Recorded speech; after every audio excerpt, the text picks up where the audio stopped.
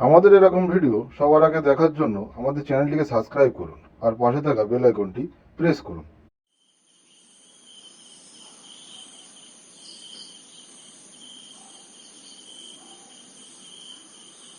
পথিক মাঠের উপর দিয়ে হেঁটে যাচ্ছে। সে সন্ধ্যা থেকেই হাঁটছে, কিন্তু এখনো পর্যন্ত একটা গ্রামে পৌঁছাতে পারল না। আর শেষমেশ পৌঁছাতে পারবে কি না তারও কোনো নিশ্চয়তা নেই। তবুও সে আশার উপর ভর করে হেঁটেই চলেছে। এখন মাঝরাত। হাঁটতে হাঁটতে অবশেষে সে একটা গ্রামে এসে পৌঁছালো। সামনে একটা বৃদ্ধ মানুষকে দেখে সে আগ্রহের সাথে তার দিকে এগিয়ে গেল।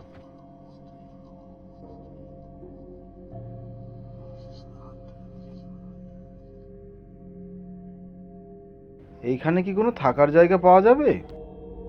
থাকার জায়গা তো অনেকই আছে, কিন্তু তুমি এত রাতে কোথা থেকে আসছো? আমি একজন পথিক। আমি অনেক দূর থেকে আসছি। একটা কাজের সন্ধানে এদিক ওদিক ঘুরে বেড়াচ্ছি। আমি তো তোমাকে কোনো কাজ দিতে পারবো না বাবা। না না, আপনাকে কোনো কাজ দিতে হবে না।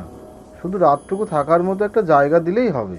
তাহলে তুমি এই পথ ধরে চলে যাও গ্রামের শেষ বাড়িটাতে, সেখানে তুমি থাকার জায়গা পেয়ে যাবে। পথিক কিছু দূর গিয়ে পিছন দিকে তাকিয়ে দেখলো হঠাৎ বুড়োটি যেন কর্পূরের মতন উবে গেল। সে কিছু বুঝতে পেল না। সে একটু মনে মনে ভয়ই পেল।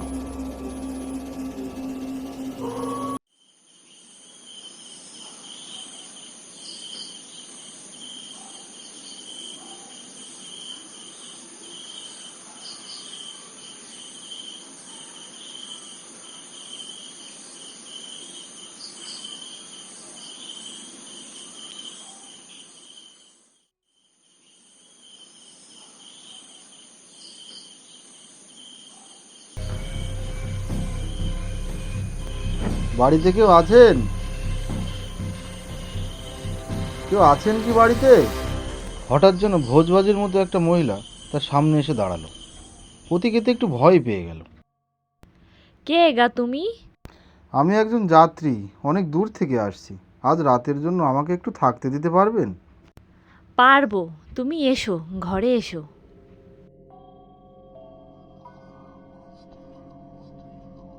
তোমাদের বাড়ির পুরুষেরা কোথায়? তাদের তো কোথাও দেখছি না।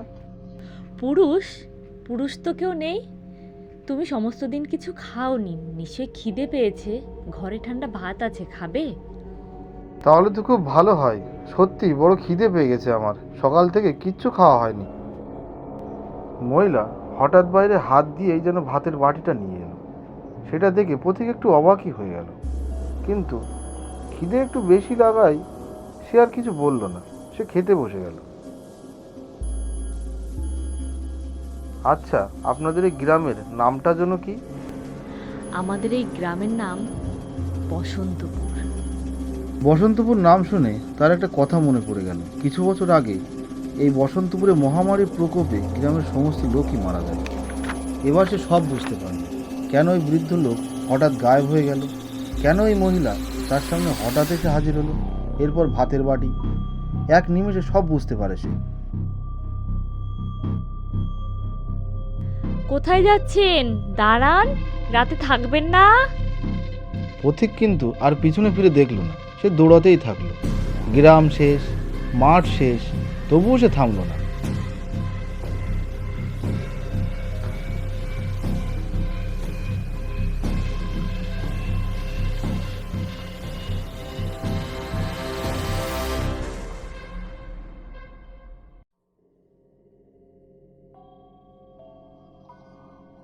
অবশেষে সে এক জায়গায় থামল, কিছু মানুষের গলার আওয়াজ শুনে। সে একটু এগিয়ে গিয়ে দেখল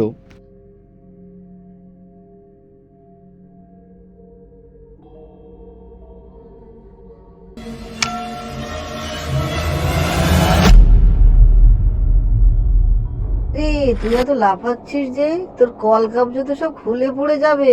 থাম থাম।